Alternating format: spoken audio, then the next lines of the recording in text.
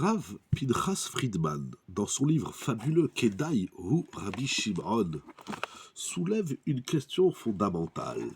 Lag BaOmer, les sages nous disent dans la Gemara que c'est le jour où l'épidémie qui a ravagé les élèves de Rabbi Akiva s'est interrompue.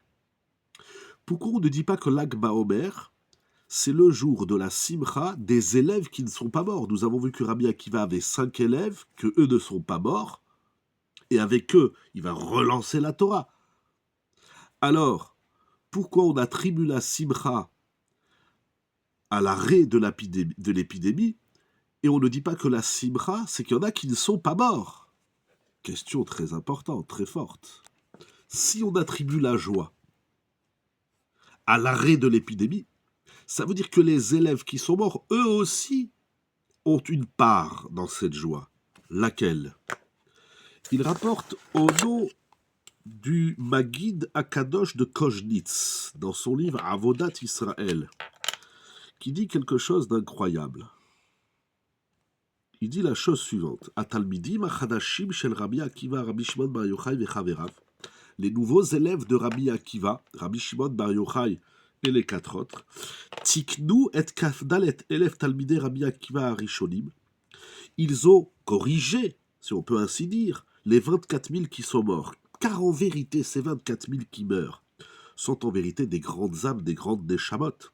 Seulement, ils avaient une faille, celle de se manquer de respect, qui n'est pas, bien évidemment, négligeable.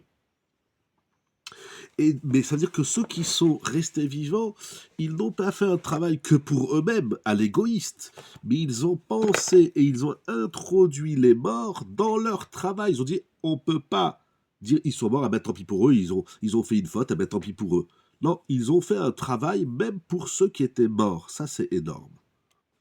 Par conséquent, Lag BaOmer, qui est la joie des élèves restants, est également intègre la joie dramatique, si on peut ainsi dire, de ceux qui sont morts.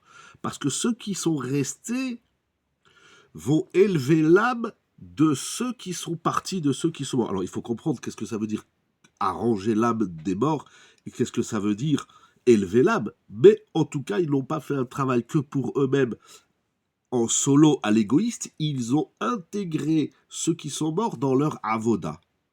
C'est une idée sensationnelle parce que dans la Torah, la mort n'est pas une fin, c'est un passage, certes douloureux, dramatique, avec tout son deuil et son drame, mais les vivants apportent quelque chose aux âmes des défunts et vont leur permettre de monter de grade dans le Olam Haba.